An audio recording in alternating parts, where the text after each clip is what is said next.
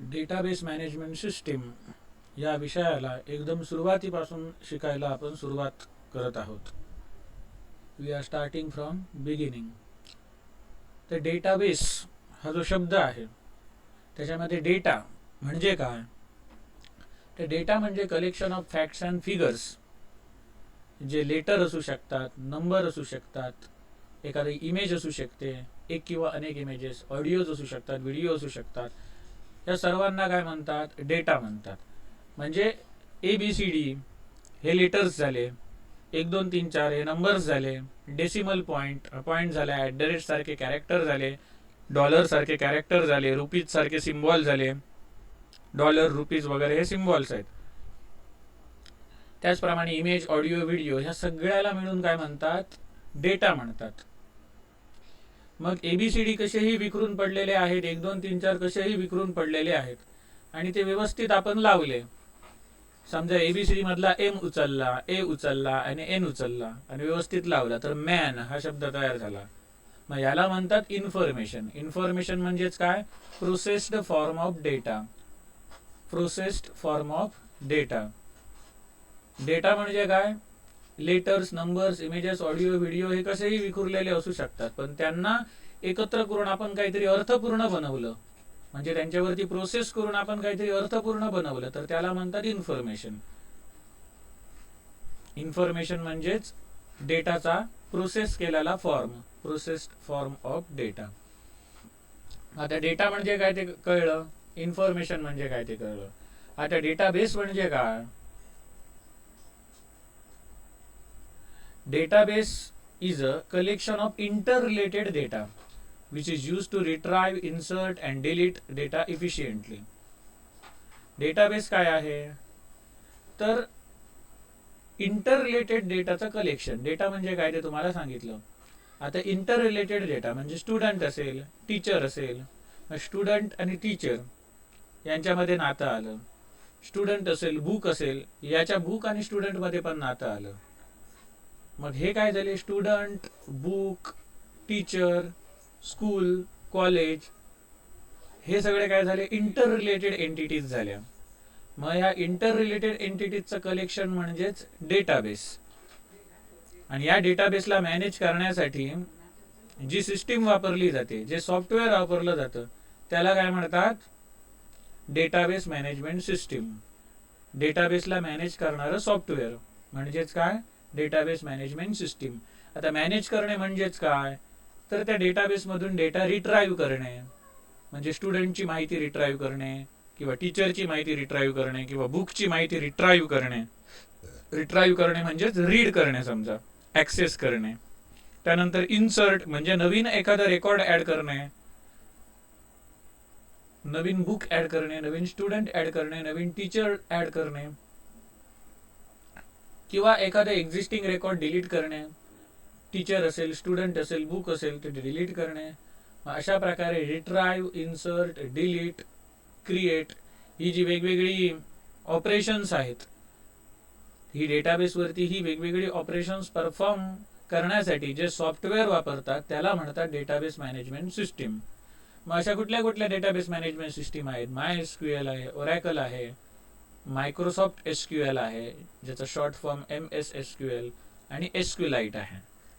मग याच्यातलं MySQL आहे हे फ्री आहे, ओपन सोर्स आहे आणि जास्तीत जास्त वापरली जाणारी रिलेशनल डेटाबेस मॅनेजमेंट सिस्टीम आहे ही. रिलेशनल डेटाबेस म्हणजे काय ते पण सांगणार पुढे. तर आणि याच्यात जो SQLite शेवटी जो आहे तो अँड्रॉइडमध्ये बाय डिफॉल्ट असतो हा डेटाबेस. तर ही काही डेटाबेस मॅनेजमेंट सिस्टीमची उदाहरणे झाली. SQLite ही काय आहे, डेटाबेस मॅनेजमेंट सिस्टीम, ज्याच्यामध्ये आपण मल्टिपल डेटाबेसेस क्रिएट करू शकतो. त्या डेटाबेसेसमध्ये आपण रिलेशन्स म्हणजे टेबल्स क्रिएट करू शकतो. त्या टेबल्समध्ये डेटा साठवू शकतो, त्यावरती वेगवेगळे ऑपरेशन्स परफॉर्म करू शकतो. मग या सगळ्या गोष्टी या सगळ्या डेटाबेस मॅनेजमेंट सिस्टीममध्ये करू शकतो. MySQL, oracle, MS SQL, SQLite वगैरे वगैरे. मग आता रिलेशनल डेटाबेस म्हणजे काय, तर रिलेशन म्हणजे काय, टेबल. आपण जो डेटा स्टोअर करतो तो रो आणि कॉलमच्या स्वरूपात करत असू तर त्याला काय म्हणतात, रिलेशनल डेटाबेस. रिलेशनल डेटाबेसमध्ये प्रत्येक टेबल जे असतं त्या टेबलला काय म्हटलं जातं, रिलेशन म्हटलं जातं. त्या टेबलचा जो रो असतो त्याला काय म्हटलं जातं, रेकॉर्ड म्हटलं जातं. आणि टेबलचा जो कॉलम असतो त्याला काय म्हटलं जातं, ॲट्रिब्यूट म्हटलं जातं किंवा फील्ड म्हटलं जातं. कळलं का? मग ज्या डेटाबेसमध्ये जी टेबल्स आहेत ती म्हणजे टॅब्युलर फॉर्म मध्ये ज्या डेटाबेसमध्ये डेटा स्टोअर केला जातो त्याला म्हणतात रिलेशनल डेटाबेस, कारण टेबललाच रिलेशन म्हटलेलं आहे. मग ज्या डेटाबेसमध्ये सगळी माहिती टॅब्युलर फॉर्म मध्ये स्टोअर केली जाते रो आणि कॉलमच्या स्वरूपात, तर त्याला काय म्हणतात, रिलेशनल डेटाबेस. रिलेशन म्हणजेच टेबल, टेबललाच रिलेशन म्हटलंय. मग पुढचा कन्सेप्ट आहे तो म्हणजे व्हेरिएबल. व्हेरिएबल म्हणजे काय, तर variable is a memory location or container that store some value. एखादं मेमरी लोकेशन म्हणजे तुम्ही तुमच्या मोबाईलमध्ये काहीतरी सेव्ह करता, मग सेव्ह करता ते एका ठराविक फोल्डरमध्ये जाऊन सेव्ह होतं, त्या ठराविक फोल्डरमधल्या ठराविक फाईलमध्ये जाऊन सेव्ह होतं. मग तुमच्या मेमरी कार्डवरती कुठे नाही कुठेतरी तो ॲड्रेस असणार ज्या ठिकाणी ते स्टोअर झालंय. मग अशा प्रकारचं मेमरी लोकेशन म्हणजेच काय, त्या मेमरी लोकेशनला दिलेलं नाव म्हणजेच काय, व्हेरिएबल. त्याच्यामधला डेटा वेअर होऊ शकतो, व्हॅरी होऊ शकतो, चेंज होऊ शकतो, म्हणून त्याला व्हेरिएबल म्हणतात. किंवा दुसरा अर्थ असा की variable is a container that store some value. Container म्हणजे डबा. डब्यामध्ये तुम्ही लाडू स्टोअर करता, बरोबर. डब्यामध्ये लाडू स्टोअर करता, तसंच व्हेरिएबलमध्ये व्हॅल्यू स्टोअर केली जाते. मग कुठल्या कुठल्या व्हॅल्यू स्टोअर केल्या जातात, तर 1 2 3 4 5 6 7 8 9 10 असे नंबर असू शकतात, ज्याच्यात -1 -2 -3 पण असू शकतात, 0 पण असू शकतो. मग अशा प्रकारचे जे नंबर्स आहेत त्यांना म्हणतात इंटिजर. 1 2 3 4 0 -1 -2 -3. मग यांना काय म्हटलं आहे, इंटिजर. मग जर पॉइंटवाले नंबर आले, डेसिमल पॉइंटवाले, तर त्यांना म्हणतात फ्लोटिंग पॉइंट नंबर. 4.33 -6.33 किंवा 0.22 काय पण असू शकतो. ज्याच्यामध्ये डेसिमल पॉइंट आलाय ते फ्लोटिंग पॉइंट नंबर, ज्याच्यामध्ये डेसिमल पॉइंट नाही ते इंटिजर. आता डबल म्हणजे काय, तर फ्लोटिंग पॉइंटच्या नंतर खूप डिजिट आलेले असतील तर त्याला म्हणतात डबल. म्हणजे जास्त ॲक्युरेसीसाठी, जास्त प्रेसिजनसाठी हे वापरले जातात. त्यानंतर कॅरेक्टर म्हणजे काय, सिंगल कोटमध्ये ए, सिंगल कोटमध्ये बी, अप टू झेड पर्यंत यांना म्हणतात कॅरेक्टर. आणि स्ट्रिंग, स्ट्रिंग म्हणजे काय, डबल कोटमध्ये आपण मल्टिपल लेटर्स, नंबर्स, @ सारखे सिम्बॉल हे डबल कोटमध्ये इन्क्लोज करून लिहू शकतो, याला म्हणतात स्ट्रिंग.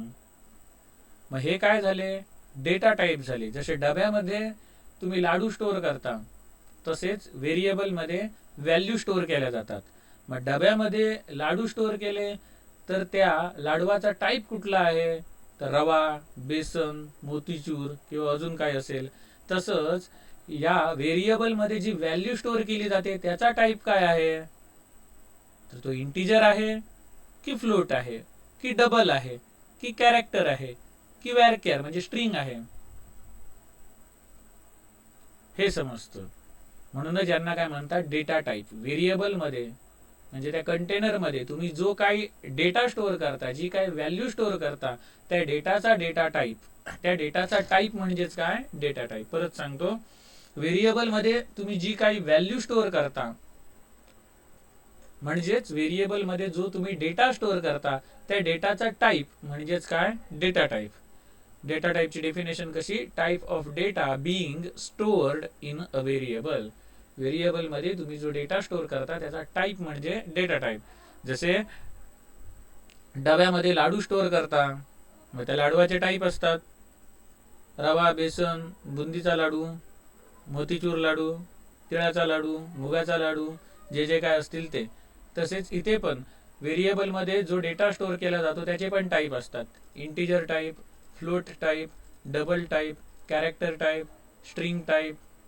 मग हे कसे रिप्रेझेंट केले जातात, तर ज्याच्यामध्ये डेसिमल पॉईंट नाही असे नंबर म्हणजे काय, इंटिजर, त्यांचा डेटा टाईप इंटिजर. ज्याच्यामध्ये डेसिमल पॉईंट आले आहेत ते कोण असू शकतात, फ्लोट किंवा डबल. मग फ्लोट आणि डबल मध्ये फरक काय, डेसिमल पॉईंट नंतर जर कमी डिजिट्स असतील तर ते फ्लोट 1 ते 2 डिजिट, आणि डेसिमल पॉईंट नंतर भरपूर डिजिट्स असतील तर ते डबल. म्हणजे जास्त प्रेसिजन, जास्त ॲक्युरेसीसाठी डबल डेटा टाईप वापरतात.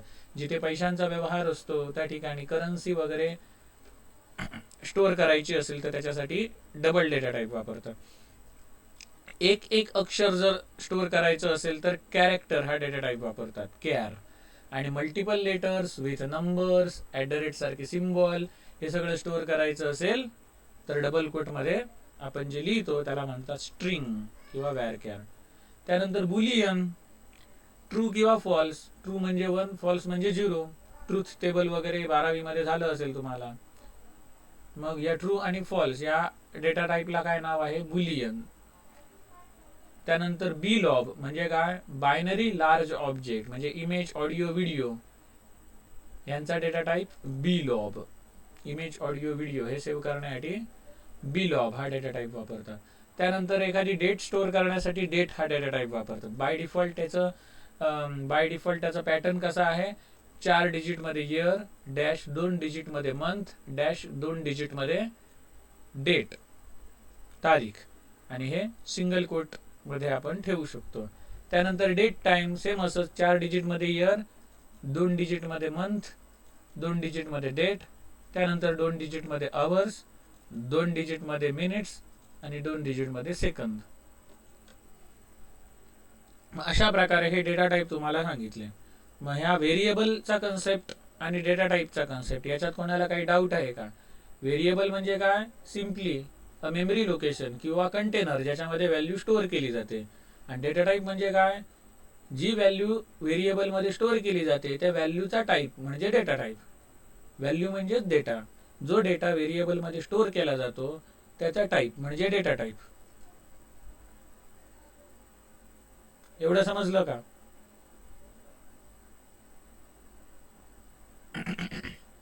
एवढं समजलं का? बोला कोणीतरी, किंवा कमेंट खाली जे कमेंटचं ऑप्शन आहे तिथे तरी टाका. हो सर, हो सर.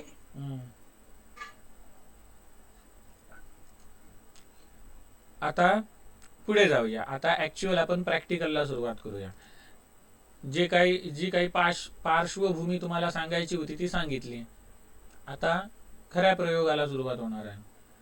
मग आता आपण बघणार SQL कमांड्स. SQL म्हणजे काय, SQL म्हणजे काय, तर डेटाबेस मॅनेजमेंट सिस्टीम म्हणजे काय ते बघितलं तर असं सॉफ्टवेअर ज्याच्याद्वारे आपण डेटाबेस मॅनेज करू शकतो.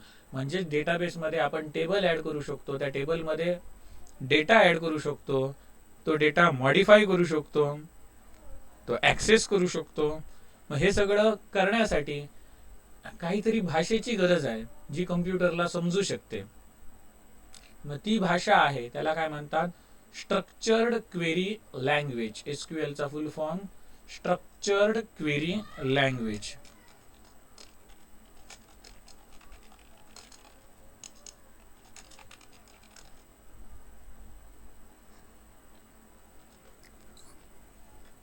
या स्ट्रक्चर्ड क्वेरी लँग्वेजचा वापर करून आपण डेटाबेसमध्ये डेटा क्रिएट करू शकतो, ॲड करू शकतो, अपडेट करू शकतो, डिलीट करू शकतो. तो कोणाकोणाला, कोणकोणत्या युजरला दिसला पाहिजे, किती दिसला पाहिजे, ते सगळं मॉडिफाय करू शकतो. तर हे सगळं आपण बघणार आहोत. मग त्याच्यासाठी आपण त्याला जे इन्स्ट्रक्शन देतो कम्प्युटरला त्याला म्हणतात कमांड्स. आणि त्या कमांड्सचे प्रमुख 5 टाईप आहेत, DDL, DML, DQL, DCL आणि TCL. मग ते आता आपण प्रॅक्टिकली बघूया. तर डेटाबेस मॅनेजमेंट सिस्टीम हे सॉफ्टवेअर आधी तुमच्याकडे इन्स्टॉल केलं पाहिजे. तर ते कुठून इन्स्टॉल करू शकता तुम्ही, तर आपण इथे MySQL बघणार, कारण BSc कॉम्प्युटर सायन्स आणि BSc IT ला MySQL हा रिकमेंड केलेला आहे डेटाबेस मॅनेजमेंट सिस्टीम म्हणून जर तुम्ही MySQL सर्च केलं किंवा MySQL डाउनलोड असं जरी सर्च केलं तरी तुम्हाला ही डायरेक्ट लिंक मिळणार. आणि जर नुसतं MySQL टाईप केलं आणि त्याच्या ऑफिशियल वेबसाईटवरती गेलात तर त्या इन्स्टॉलरपर्यंत कुठून पोचायचं ते सांगतो. पेन पेपर वगैरे घेतलं असेल तर स्टेप लिहून घ्या, मोबाईल असेल तर मोबाईलमध्ये या स्टेप लिहून घ्या, पण पुढच्या क्वेरीज लिहिण्यासाठी तर तुम्हाला पेन पेपर लागणारच आहे. तर mysql.com वरती गेल्यानंतर इथे डाउनलोड्स म्हणून ऑप्शन आहे. तर या डाउनलोड्समध्ये गेल्यानंतर खाली भरपूर लिंक दिसतील, वेगवेगळी व्हर्जन्स दिसतील MySQLची. तर त्याच्यामध्ये आपल्याला शोधायचं आहे कम्युनिटी एडिशन. हे बघा, कम्युनिटी एडिशन. या कम्युनिटी एडिशनच्या लिंकवरती क्लिक करायची. आता याच्यावरती क्लिक केल्याच्या नंतर इथे ऑप्शन दिसतोय MySQL इन्स्टॉलर फॉर विंडोज. याच्यावरती क्लिक करायचं. याच्यावरती क्लिक केल्यानंतर इथे दोन सेटअप दिसत आहेत. एक आहे तो 2 MB आणि दुसरा आहे तो 556 MB. मग दोन्ही सेटअप आहेत, त्याने काम एकच होणार आहे, पण इथे साईज कमी जास्त का आहे? तर पहिला जो आहे 2 MB सेटअप, तो छोटा सेटअप आहे. तो जेव्हा तुम्ही ओपन करून बघाल तेव्हा तो जेव्हा आपण इन्स्टॉलिंगला चालू करू त्यावेळी तो नेटवरून फाईल डाउनलोड करतो आणि मग इन्स्टॉल करतो. म्हणजेच हा 2 MB सेटअप इन्स्टॉल करण्यासाठी इंटरनेट कनेक्शन असलं पाहिजे आपल्याकडे. परंतु हा जो दुसरा आहे 565 MB हा जो सेटअप आहे, हा जेव्हा तुम्ही डाउनलोड करता आणि मग जेव्हा इन्स्टॉल करता तेव्हा नेट जरी नसलं तरी सगळं इन्स्टॉल होतं, कारण जे नेटला कनेक्ट करून जे डाउनलोड करणार होता ते ऑलरेडी याच्यात इन्स्टॉल केलेलं असतं, ऑलरेडी याच्यात समाविष्ट केलेलं असतं. म्हणूनच याची साईज जास्त आहे, 565 MB आहे. मग याच्यातलं तुम्ही कुठलाही करू शकता. जर तुम्हाला वाटतं की तुमच्याकडे नेट बाबा इन्स्टॉल करेपर्यंत असेल, व्यवस्थित असेल, मध्येच काही इंटरप्शन होणार नाही, तर हा 2 MB वाला सेटअप डाउनलोड करा. आणि जर तुम्हाला वाटतं तुमच्याकडे नेट स्टेबल नाही आहे तर हा 565 MB वाला डाउनलोड करा. आणि तो डाउनलोड केल्यानंतर सरळ ओपन करायचं, नेक्स्ट नेक्स्ट नेक्स्ट करायचं. त्याची जी काही व्हिडिओ आहे ती मी तुम्हाला शेअर करीन, इन्स्टॉल कसं करायची त्याची. तरी आपल्या कॉलेजच्या कम्प्युटर्समध्ये सगळीकडे ते इन्स्टॉल केलेलाच आहे आणि त्याची सेपरेट व्हिडिओ मी नंतर पाठवीन कसं इन्स्टॉल करायचं ते. तर आता याच्यामध्ये जाऊया. मग आता इथे मी समजा MySQL टाईप केलं तर इथे MySQL 8.0 कमांड लाईन क्लायंट हा दिसतोय. याच्यावरती आपल्याला प्रॅक्टिकल्स करायची आहेत. मग ते मी ओपन करतो. मग इथे काळ्या रंगाचा कमांड लाईन क्लायंट आला. हे जर तुम्हाला आवडत नसेल तर काय करू शकता, या वरच्या रिबनला, म्हणजे वरची विंडोचा हा जो कोपरा आहे, वरची जी रिबन आहे त्याला राईट क्लिक करून प्रॉपर्टीजवर जायचं. त्यानंतर लेआउटवर जायचं, लेआउट नाही, कलर्सवर जायचं. आणि इथे स्क्रीनचं टेक्स्ट व्हाईट पाहिजे तर व्हाईट करा, बॅकग्राऊंड ब्लॅक पाहिजे तर ब्लॅक करा. फॉन्टची साईज जर तुम्हाला पाहिजे तर इथे वाढवू शकता आणि ओके करा. मग हा काय म्हणतो, काहीतरी एरर दाखवतो, unable to modify the shortcut. हा जर एरर दाखवला तर काय करायचं, हे SQLचं हे जे सॉफ्टवेअर आहे MySQLचं सॉफ्टवेअर, ते ओपन करताना डायरेक्ट लेफ्ट क्लिक करून ओपन नाही करायचं. तर कसं करायचं, त्याला राईट क्लिक करायचं, राईट क्लिक करून रन ॲज ॲडमिनिस्ट्रेटर करायचं, असं ओपन करायचं. मग रन ॲज ॲडमिनिस्ट्रेटर म्हणून जेव्हा ओपन करता तेव्हा तो येस नो वाला पॉपअप दाखवतो. तर येस केल्याच्या नंतर हे सॉफ्टवेअर ओपन होतं. आणि आता जर तुम्ही याच्या प्रॉपर्टी चेंज करायला गेलात तर त्या चेंज होणार, काही एरर येणार नाही. इथे मी फॉन्ट 28 केला आणि कलर, बॅकग्राऊंडचा कलर व्हाईट करतो आणि टेक्स्टचा कलर ब्लॅक करतो आणि ओके करतो. आता जेव्हा मी हा रिस्टार्ट करणार तेव्हा माझं सेटिंग जे आता काय मी सेट केलं, कॉन्फिगर केलं, ते अप्लाय झालेलं असणार. बघा झालं. Okay, background colour white, foreground colour text काळा झाला. फोरग्राऊंड म्हणजे टेक्स्टचा कलर. आता मला झूम करायचं असेल तर काय करणार, कंट्रोल की दाबून धरणार आणि माऊसचं व्हील वरती फिरवणार, मग झूम इन होणार. कंट्रोल की दाबून धरून माऊसचं व्हील मागे फिरवलं तर काय होणार, झूम आउट होणार. तर MySQLचा सेटअप जेव्हा आपण इन्स्टॉल करतो त्यावेळेला तो एक पासवर्ड सेट करायला सांगतो. मग तो पासवर्ड आपण रूट ठेवलेला आहे आपल्या लॅबमधल्या सगळ्या PC वरती, कारण प्रॅक्टिकल एक्झामच्या वेळी कोणालाही कुठल्याही PC वरती बसावं लागू शकतं. त्याच्यामुळे पासवर्ड माहिती असला पाहिजे आणि पासवर्ड कंपल्सरी आहे. इन्स्टॉल करताना तो कंपल्सरी पासवर्ड मागतो, म्हणून रूट ROOT स्मॉल केसमध्ये आपण टाकलेला आहे. तर आता आपण सुरुवात करूया. SQL कमांड मधली पहिली कमांड आहे, पहिला कमांडचा टाईप आहे DDL स्टेटमेंट. DDL म्हणजे डेटा डेफिनेशन लँग्वेज.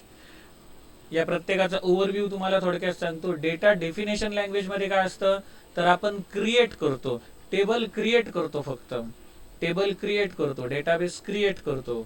ट्रिगर किंवा जी काही डेटाबेस मधली ऑब्जेक्ट्स आहेत ती फक्त आपण क्रिएट करतो आणि त्याच्यामध्ये एखादा कॉलम ऍड करायचा आहे तो आपण ऍड करू शकतो, रिमूव्ह करायचा आहे तर रिमूव्ह करू शकतो, ड्रॉप करायचा आहे तर ड्रॉप करू शकतो, रिनेम करायचा आहे तर रिनेम करू शकतो, एवढंच. पण त्या टेबलमध्ये आपण डेटा ऍड अपडेट डिलीट करणार नाही, नुसतं टेबल क्रिएट करणार, टेबलचं स्ट्रक्चर. मग टेबल असेल, ट्रिगर असेल, कर्सर असेल, असे वेगवेगळे डेटाबेसचे ऑब्जेक्ट्स आहेत. मग हे जर क्रिएट करायचे असतील तर ही DDL स्टेटमेंट वापरतात. आणि त्याच्या आतमधल्या डेटा सोबत आपल्याला काही मॅन्युप्युलेशन करायचं असेल तर DML, डेटा मॅन्युप्युलेशन लँग्वेज वापरतात. डेटाला आपल्याला रिट्राईव्ह करायचं असेल तर DQL वापरतात, डेटा क्वेरी लँग्वेज. आणि एखादा डेटा पर्टिक्युलर युजरला त्याचा ऍक्सेस द्यायचा असेल किंवा त्याचा ऍक्सेस काढून घ्यायचा असेल जेणेकरून तो ऍक्सेस करू शकणार नाही, तर त्याच्यासाठी DCL, डेटा कंट्रोल लँग्वेज वापरतात. आणि TCL म्हणजे तुम्ही जे काही ट्रान्झॅक्शन करता, इथे ट्रान्झॅक्शन म्हणजे काय, डेटाची देवाणघेवाण ही सेव्ह व्हायला पाहिजे, अंडू करता आलं पाहिजे, वगैरे वगैरे. हे जे पॉइंट्स आहेत ते TCL, ट्रान्झॅक्शन कंट्रोल मध्ये येतात. हे आपण पुढे जाऊन डिटेलमध्ये बघणार आहोत. मग आता सुरुवात करूया इथून, DDL पासून, डेटा डेफिनेशन लँग्वेज. त्याच्यामधली पहिली कमांड आहे क्रिएट. डेटाबेसचं ऑब्जेक्ट क्रिएट करण्यासाठी ही कमांड वापरली जाते. आता मला समजा डेटाबेस क्रिएट करायचा आहे तर मी काय करणार, क्रिएट डेटाबेस आणि डेटाबेसचं नाव, MyDB नावाचा एक डेटाबेस बनला. इथे काही एरर आला नाही, क्वेरी ओके. क्वेरी ओके असं आलं म्हणजे काय, आपल्या क्वेरीमध्ये काही एरर नाही. MyDB नावाचा डेटाबेस बनला. ओके. आता हा मी डेटाबेस क्रिएट केला, आता हा मला डेटाबेसला या नष्ट करून टाकायचा आहे, तर ड्रॉप नावाची कमांड आहे, ड्रॉप डेटाबेस MyDB. म्हणजे MyDB नावाचा डेटाबेस ड्रॉप करून टाक. म्हणजे त्याचा सिंटॅक्स कसा झाला, सिंटॅक्स म्हणजेच प्रोग्रामिंग लँग्वेजचे ग्रामर. सिंटॅक्स कसा, डेटाबेस जर क्रिएट करायचा असेल तर create database, database name. Okay. आणि जर डेटाबेस डिलीट करायचं असेल तर ड्रॉप डेटाबेस, डेटाबेस नेम. मग त्या डेटाबेसचं नाव काय पण असू शकतं. हॅलो, ऑनलाईन लेक्चर मध्ये आहे, नंतर करतो पण.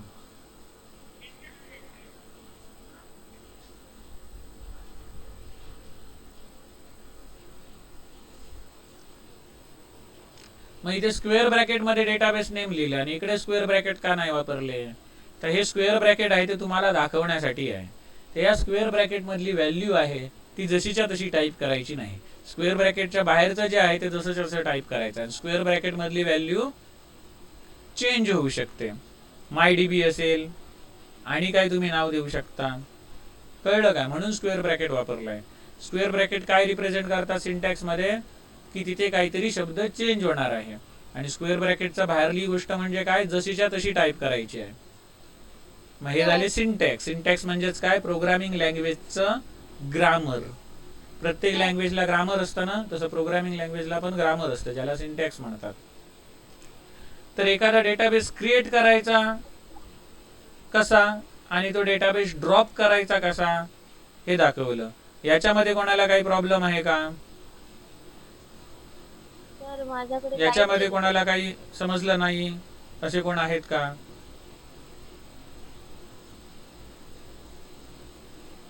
असं कोण आहे का.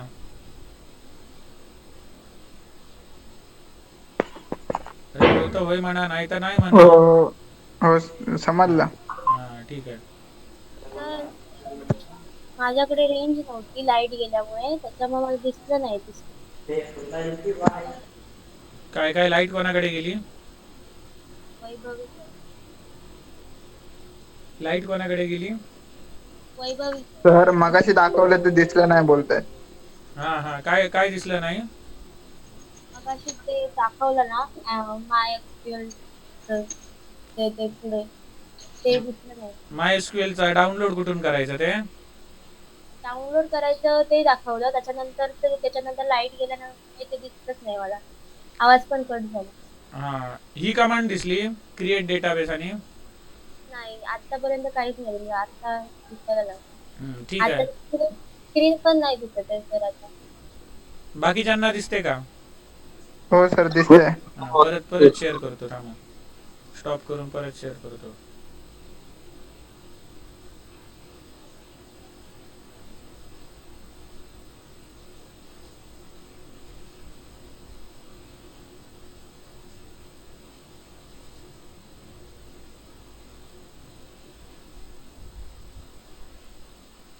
आता दिसते स्क्रीन?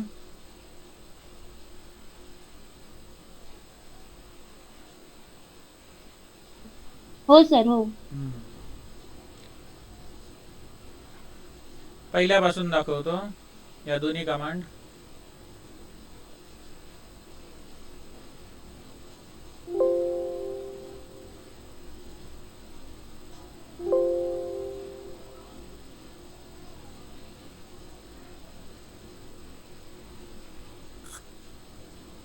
तर याच्यामध्ये जाऊन सर्च मध्ये जाऊन MySQL command line client open करायचा. हा ओपन केल्यानंतर याचा पासवर्ड शक्यतो रूट असतो, स्मॉल लेटर्स मध्ये ROOT रूट. त्यानंतर एखादा डेटाबेस मला जर क्रिएट करायचा झाला तर काय कसा केला जातो तर त्याचा हा सिंटॅक्स. सिंटॅक्स म्हणजेच काय? प्रोग्रामिंग लँग्वेजचं ग्रामर. क्रिएट डेटाबेस, डेटाबेसचं नाव, क्रिएट डेटाबेस आणि डेटाबेसचं नाव जे आपल्याला पाहिजे ते द्यायचं. स्क्वेअर ब्रॅकेट टाकलेत. मग स्क्वेअर ब्रॅकेट हे तुम्हाला समजण्यासाठी आहेत, म्हणजे स्क्वेअर ब्रॅकेट मधली व्हॅल्यू चेंज होऊ शकते आणि स्क्वेअर ब्रॅकेटचे जे बाहेर आहे ते जसंच्या तसं असणार. मग इथे डेटाबेसचं नाव MyDB देतो आणि सेमीकोलन. सेमीकोलन म्हणजे प्रोग्रामिंग लँग्वेजचा फुल स्टॉप. अशा प्रकारे आपण डेटाबेस क्रिएट करू शकतो, म्हणजे निर्माण करू शकतो. आता मी डेटाबेस निर्माण केला, आता नष्ट करायचा आहे तर काय करणार? सेम वरती कमांड आहे तशीच, फक्त क्रिएटच्या ठिकाणी ड्रॉप लिहिणार. कळलं का? मग अशा प्रकारे आपण डेटाबेस ड्रॉप पण करू शकतो. मग आता आपण डेटाबेस क्रिएट करूया परत. Create database MyDB. आता या डेटाबेसच्या आतमध्ये मला काही टेबल बनवायचं आहे, एखादं टेबल बनवायचं आहे. मग मी काय करणार? या डेटाबेसच्या आतमध्ये जाणार. कसा जाणार? तर यूज डेटाबेसचं नाव. कळलं का? यूज डेटाबेसचं नाव. यूज कमांड वापरून मी त्या डेटाबेसच्या आतमध्ये गेलो. मग त्याने काय सांगितलं? Database change. हे मी टाईप केलं नाही. MySQL एरोच्या पुढे दिसतं ते मी टाईप केलेलं. आणि हा DBMS कडून म्हणजे डेटाबेस मॅनेजमेंट सिस्टीम कडून आलेला हा रिस्पॉन्स आहे. डेटाबेस चेंज झाला म्हणजे MyDB वरती तो स्विच झाला. आता MyDB नावाच्या डेटाबेस मध्ये मला काय काय ऑपरेशन करायची आहे ती मी आता टाईप करणार. तर त्याच्यातली पहिली कमांड आहे क्रिएट कमांड. पहिली कमांड काय आहे? Create command. मला आता एखादं टेबल क्रिएट करायचं आहे तर कसं करणार? तर त्याचा सिंटॅक्स. सिंटॅक्स म्हणजेच प्रोग्रामिंग लँग्वेजचं ग्रामर. त्याचं सिंटॅक्स दाखवतो. क्रिएट टेबल, टेबलचं नाव. मगाशी काय होतं? क्रिएट डेटाबेस, डेटाबेसचं नाव. तसंच आता काय आहे? क्रिएट टेबल, टेबलचं नाव. आता या टेबलमध्ये काय काय कॉलम पाहिजेत ते कंसात टाकायचे आणि सेमीकोलन. सेमीकोलन म्हणजे प्रोग्रामिंग लँग्वेजचा फुल स्टॉप. मग हे सगळं मी एका लाईन मध्ये पण लिहू शकतो, पण सुटसुटीत दिसायला पाहिजे म्हणून मी इथे जरा खाली खाली लिहितो असं. मग पहिला कॉलम समजा मला काय पाहिजे? ID पाहिजे. आणि आयडीचा डेटा टाईप काय असणार? तर ID 1 2 3 4 असा काहीतरी असू शकतो ना. मग 1 2 3 4 हे कुठल्या डेटा टाईप मध्ये येतात? तर याच्यामध्ये येतात, इंटिजर मध्ये. म्हणून आयडीचा डेटा टाईप मी काय लिहिणार? इंट लिहिणार. त्यानंतर नेमचा डेटा टाईप. समजा इथे एम्प्लॉई असेल, एम्प्लॉई मध्ये ID, मग त्याचा डेटा टाईप. मग नेम, मग नेमचा डेटा टाईप. नेम कसं असतं? मल्टिपल लेटर्स असतात आणि मल्टिपल लेटर स्टोअर करण्यासाठी आपण काय वापरतो? सिंगल कोट किंवा डबल कोट मध्ये स्ट्रिंग वापरतो आणि त्याचा डेटा टाईप काय? varchar आहे.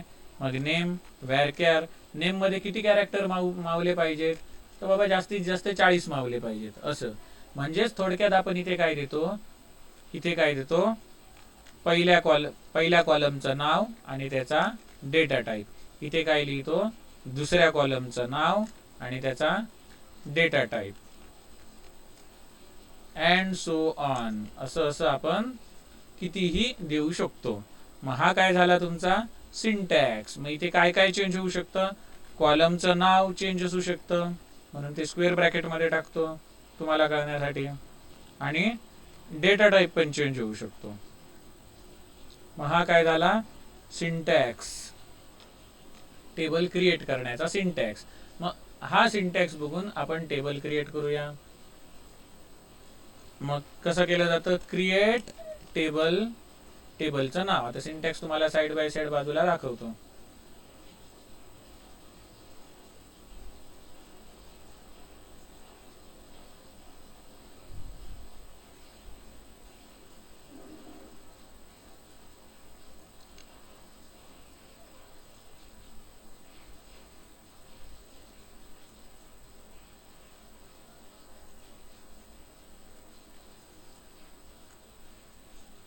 क्रिएट टेबल, टेबलचं नाव, टेबलचं नाव देऊया आपण ईएमपी किंवा एम्प्लॉई, जे तुम्हाला पाहिजे ते देऊ शकता. त्यानंतर काय आहे, हे सगळं मी एका लाईन मध्ये पण लिहू शकतो हा, तुम्हाला कळण्यासाठी म्हणून हे सुटसुटीत लिहिलंय खाली. पुढे गोल ब्रॅकेट सेमीकोलन. आता त्याच्यामध्ये काय, पहिल्या कॉलमचं नाव आयडी, त्याचा डेटा टाईप इंट, दुसऱ्या कॉलमचं नाव नेम, त्याचा डेटा टाईप व्हॅरकॅर म्हणजे स्ट्रिंग. मग किती लेटरची स्ट्रिंग पाहिजे मला, तर बाबा 50 लेटरची स्ट्रिंग, म्हणजे जास्तीत जास्त त्याच्यात 50 लेटर मावू शकतात. हे पहिलं ब्रॅकेट जे क्लोज झालंय ते कोणाचं, याचं व्हॅरकॅरचं, आणि शेवटचं ब्रॅकेट क्लोज झालंय ते कोणाचं, याचं ईएमपीच्या पुढचं. ह्या ब्रॅकेटमध्ये कधी गोंधळ घालायचा नाही. मग आता दुसऱ्या कॉलमचा डेटा टाईप झाला, आता मी कॉमा टाकणार आणि इथे तिसरा कॉलम मला काय पाहिजे तो टाकणार. तिसरा कॉलम मला पाहिजे समजा सॅलरी. मग सॅलरी कशी असू शकते, फ्लोटिंग पॉईंट नंबर मध्ये असू शकते. मग इथे डबल डेटा टाईप वापरला तरी चालेल, फ्लोट वापरला तरी चालेल आपल्या प्रॅक्टिकल पर्पजसाठी. ओके, एवढं करून मी आता एंटर करतो. मग त्याने काय सांगितलं, क्वेरी ओके, म्हणजे काय, काही आपला एरर आलेला नाही. अशा प्रकारे आपण हे टेबल क्रिएट केलं. आता हे क्रिएट केलेलं टेबल ड्रॉप करायचं असेल तर काय करणार, ड्रॉप टेबल, टेबलचं नाव.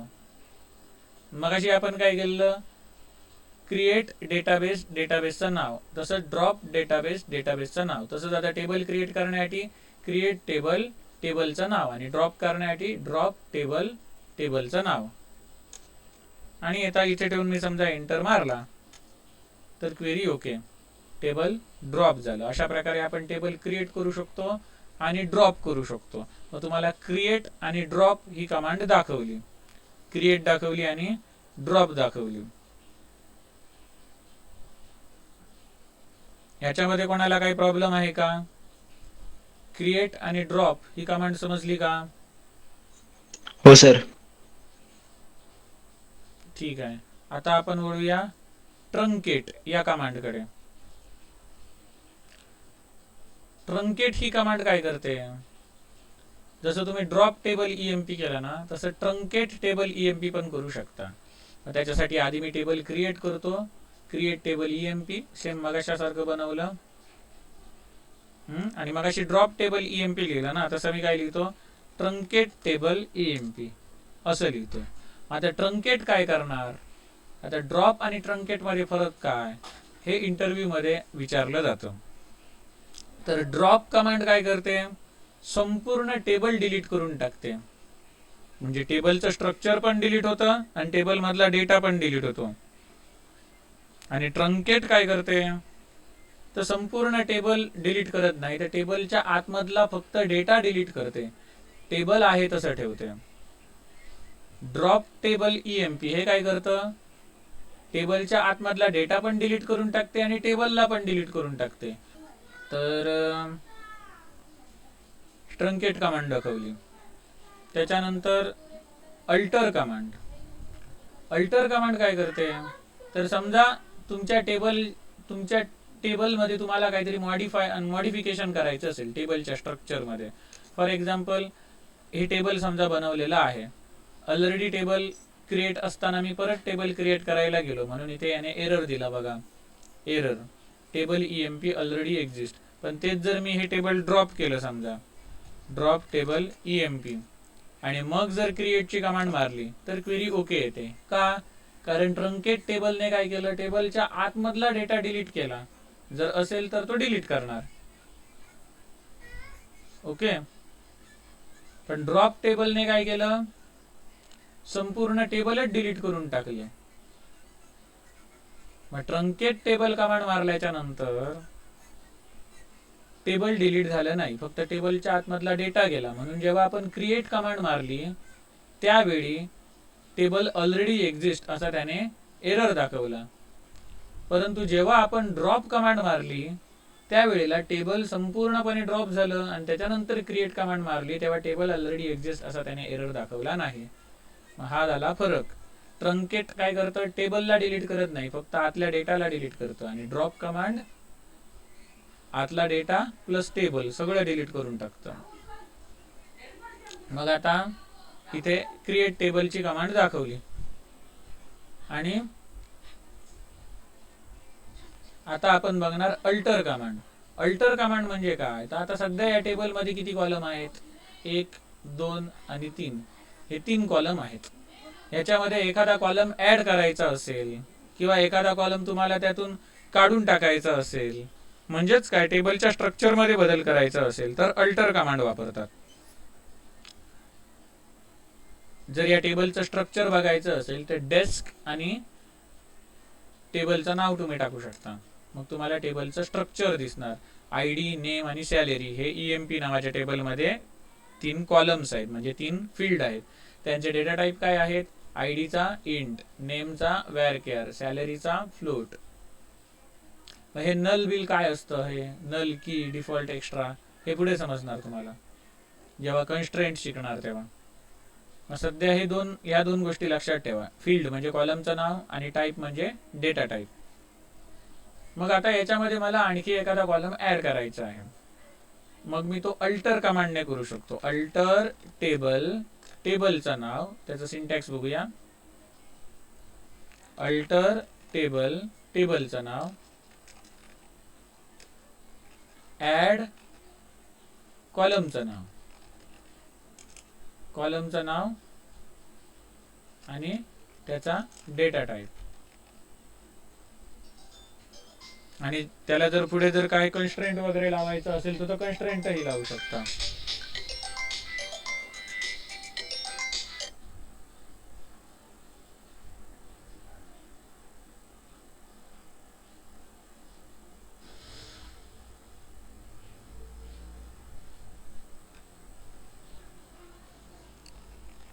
हे कन्स्ट्रेंट म्हणजे काय ते आपण पुढे जाऊन बघणार आहोत, त्याच्यामुळे एवढ्यात ते टेन्शन घेऊ नका. सध्या काय, alter table, table name, add column name, data type हे आपण वापरूया. मग आता हे सूत्र वापरतो, हा फॉर्म्युला वापरतो किंवा हा सिंटॅक्स वापरतो. अल्टर टेबल, टेबल नेम काय आपलं EMP, alter table EMP, add कॉलमचं नाव.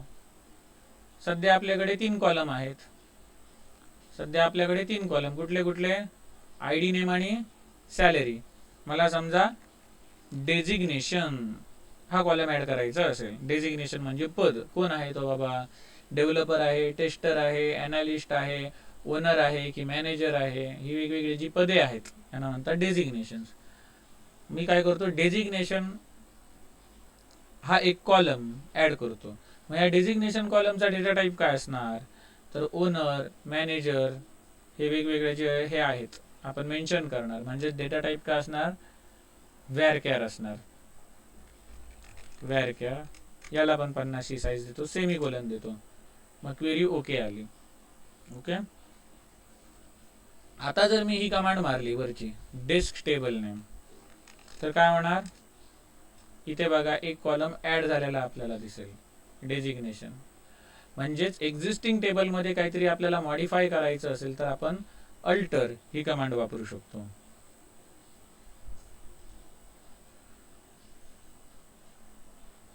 आता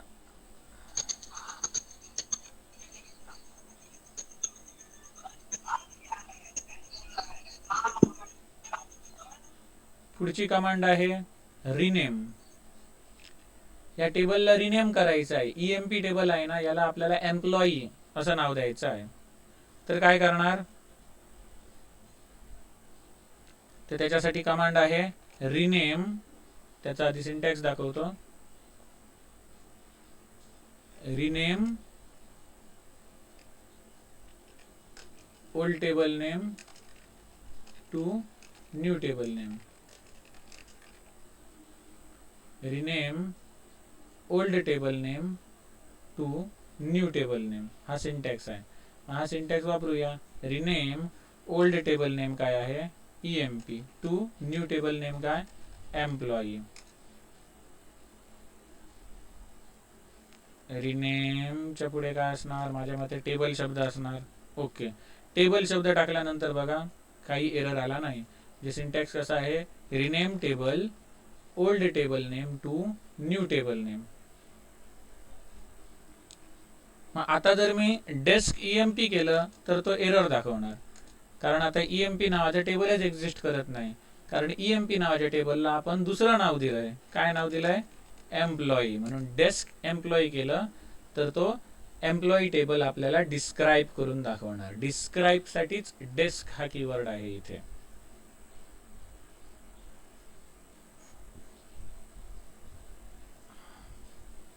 मग अशा प्रकारे आपण ही DDL स्टेटमेंट्स बघितलेली आहेत. DDL म्हणजे डेटा डेफिनेशन लँग्वेज.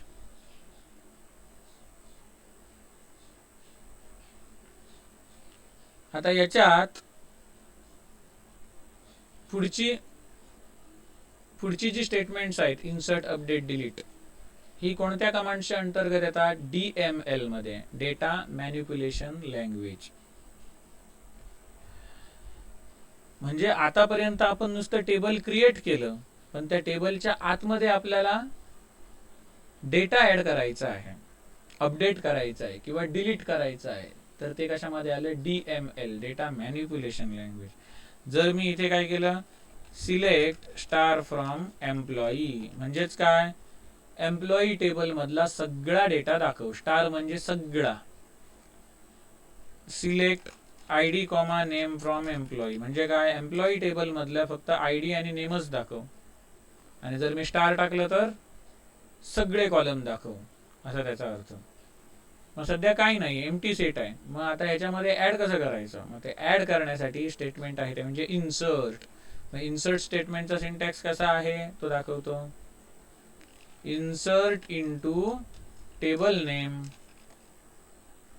त्यानंतर व्हॅल्यूज, आणि व्हॅल्यूजच्या नंतर आपण इथे व्हॅल्यू देऊ शकतो. इन्सर्ट इनटू टेबल नेम, सगळं मी एका लाईन मध्ये लिहून दाखवतो म्हणजे पटकन समजेल. इन्सर्ट इनटू टेबल नेम, इथे कॉलमची नावं, column 1, column 2, column 3, dot dot dot, आणि त्यांना आपण जी काय व्हॅल्यू पास करणार ती value 1, comma value 2, comma value 3, comma dot dot dot, अशा प्रकारे. मग हे आपण इकडे इम्प्लिमेंट करून बघूया. Insert into employee, insert into table name, इथे कॉलमची नावं, व्हॅल्यूज, आणि इथे सगळ्या व्हॅल्यूज. आता कॉलमची नावं, कुठल्या कुठल्या कॉलममध्ये मला डेटा स्टोअर करायचा आहे, तर आयडी या कॉलममध्ये, नेम या कॉलममध्ये, डेजिग्नेशन या कॉलममध्ये आणि सॅलरी या कॉलममध्ये डेटा स्टोअर करायचा आहे. आणि व्हॅल्यूज काय करायचे आहेत, तर पहिली व्हॅल्यू मी देणार इकडे आयडीची, कॉमा नेमची व्हॅल्यू, कॉमा डेजिग्नेशनची व्हॅल्यू, कॉमा सॅलरीची व्हॅल्यू. व्हॅल्यूज काय पाहिजे त्या मी इथे देतो. पहिली व्हॅल्यू आयडीची 1, त्याच्यानंतर नेम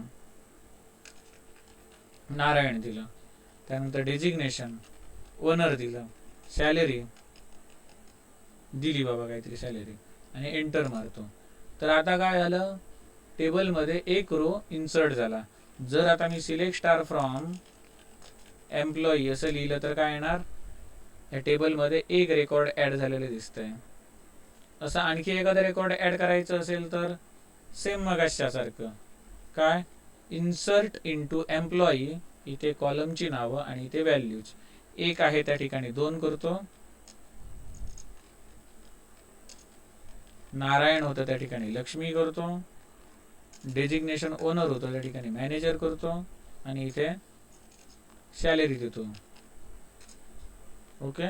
आता जर मी सिलेक्ट स्टार फ्रॉम टेबल केलं तर इथे 2 रेकॉर्ड्स दिसतात. मग इथे बघा व्हॅल्यू पास करताना आपण काय करतो, जर न्यूमरिक व्हॅल्यू असतील तर डायरेक्ट लिहितो, पण तेच जर स्ट्रिंग असतील म्हणजे व्हॅरकॅर डेटा टाईप वाले व्हॅल्यू ते सिंगल कोट किंवा डबल कोट मध्ये कंपल्सरी लिहावे लागतात. न्यूमरिक व्हॅल्यूजसाठी सिंगल कोट किंवा डबल कोट लिहायची गरज नाहीत. न्यूमरिक व्हॅल्यू सिंगल कोट किंवा डबल कोट मध्ये एनक्लोज करायची गरज नाही, पण जी स्ट्रिंग असते ज्या ठिकाणी आपण व्हॅरकॅर डेटा टाईप देतो, व्हॅरकॅर डेटा टाईप, त्या व्हॅल्यूज मात्र तुम्हाला सिंगल कोट किंवा डबल कोट मध्ये एनक्लोज करूनच पास कराव्या लागतात, नाहीतर तो एरर देणार. अशा प्रकारे आपण इथे रेकॉर्ड्स ऍड केले. असे आपण कितीही रेकॉर्ड्स ऍड करू शकतो. मग आता तुम्हाला समजणार ट्रंकेट मधला फरक आणि ड्रॉप मधला फरक, इंटरव्ह्यूला जो प्रश्न विचारला जातो. मग तेवढे दाखवून आजचं लेक्चर आपण थांबवूया. पुढचा पार्ट आपण उद्या बघूया. मग आता मी इथे काय करतो, ट्रंकेट टेबलचं नाव, पहिलं काय नाव होतं EMP, आता आपण नवीन नाव काय ठेवलं, employee. Truncate table employee. Okay. ट्रंकेटची कमांड झाली. आता मी सिलेक्ट स्टार फ्रॉम टेबल करतो, काय झालं, एम्प्टी सेट. मग ट्रंकेट कमांडने काय केलं, टेबलच्या आतला डेटा डिलीट केला. ओके. तीच जर मी ड्रॉप कमांड वापरली तर काय होणार, ड्रॉप टेबल एम्प्लॉई. आणि आता जर मी सिलेक्ट स्टार फ्रॉम टेबल केलं तर काय होणार, MyDB नावाच्या डेटाबेसमध्ये एम्प्लॉई नावाचे टेबलच एक्झिस्ट करत नाही म्हणतोय. म्हणजे काय केलं, ट्रंकेट कमांडने काय केलं, टेबलला एम्प्टी करून टाकलं, पण टेबलला अस्तित्वात ठेवलं. परंतु ड्रॉपने काय केलं, टेबललाच अस्तित्वात ठेवलं नाही, टेबलच डिलीट करून टाकलं. हा फरक. ट्रंकेट काय करतो, टेबलला ठेवतो पण टेबलच्या आतमधला डेटा डिलीट करतो. आणि ड्रॉप काय करतो, टेबलच्या डेटाला तर ठेवत नाही ते नाही आणि टेबलला पण ठेवत नाही. हा दोघांमधला फरक आहे, ट्रंकेट आणि ड्रॉप मधला. मग आज आपण DDL मधली सगळी स्टेटमेंट बघितली आहेत आणि DML मधलं फक्त इन्सर्ट स्टेटमेंट बघितलं आहे. मग जी पुढची स्टेटमेंट आहे ती आपण पुढच्या लेक्चरला बघू. ठीक आहे. मग हे जे काही तुम्हाला दाखवलं आहे ते तुम्ही प्रॅक्टिस करून बघा लॅबमध्ये जेव्हा तुम्हाला फ्री वेळ मिळेल तेव्हा.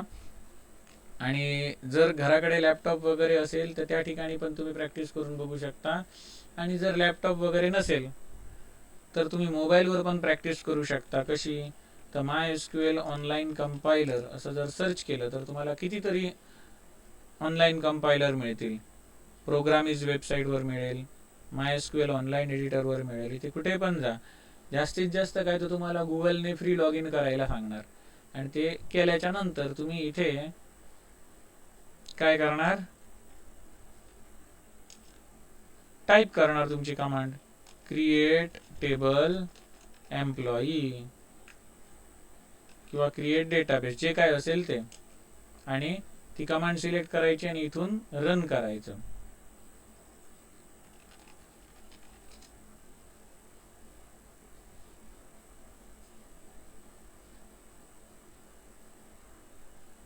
मग ती प्रॅक्टिकल्स तुम्ही इथे पण करू शकता. तरी पण मी एक करून दाखवतो तुमच्या माहितीसाठी.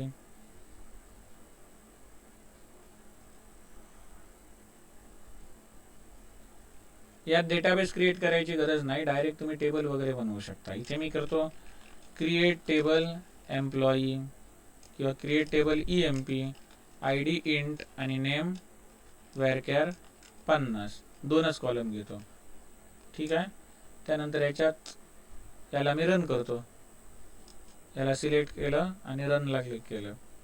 याच्यात मात्र सिलेक्ट करून रन करावं लागतं. ठीक आहे. काही एरर आला नाही, म्हणजे कमांड व्यवस्थित एक्झिक्यूट झाली. मग ही कमांड तुम्ही काढून टाकू शकता. पुढची command insert into employee. EMP होतं की एम्प्लॉई होतं? आपल्या टेबलचं नाव EMP होतं. मग इन्सर्ट इंटू EMP आणि कॉलमची नावं ID, नेम आणि व्हॅल्यूज 1, नारायण. रन केलं.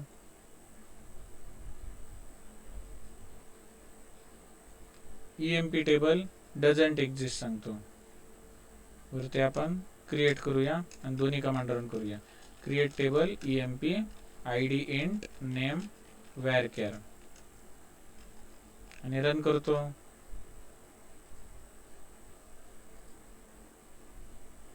इन्सर्ट झाल्या. अशी आणखी समजा एक मी इन्सर्ट केली तर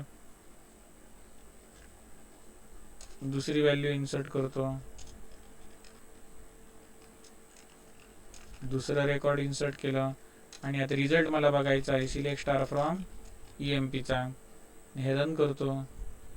रन केल्यानंतर हा त्याचा रिझल्ट आला. असं पण तुम्ही करू शकता. इथे आणि इथे फरक काय, तर हा कंपायलर आहे. कंपायलरमध्ये आपण भरपूर लाईन्स लिहितो आणि रन करतो. रन केल्यानंतर कंपाईल त्या सगळ्यांना ॲट ए टाइम कंपाईल करतो. आणि हा जो बघितला तो इंटरप्रिटर होता. इंटरप्रिटरमध्ये काय, एक कमांड आपण रन करतो, 1 by 1 करतो. हा फरक झाला इंटरप्रिटर आणि कंपायलर मधला. तर आज आपण इथे थांबूया. ज्यांच्याकडे लॅपटॉप वगैरे नाहीत ते या वेबसाईटवरती ऑनलाईन प्रॅक्टिस करू शकतात घरी. नाही तर कॉलेजमध्ये आल्यानंतर काय तुम्ही लॅबमधल्या कम्प्युटर्सवरती प्रॅक्टिस करालच.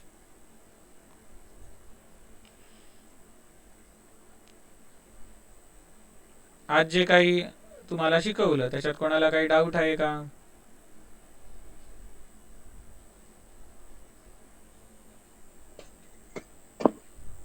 रोहित वरक, काही डाऊट आहे का?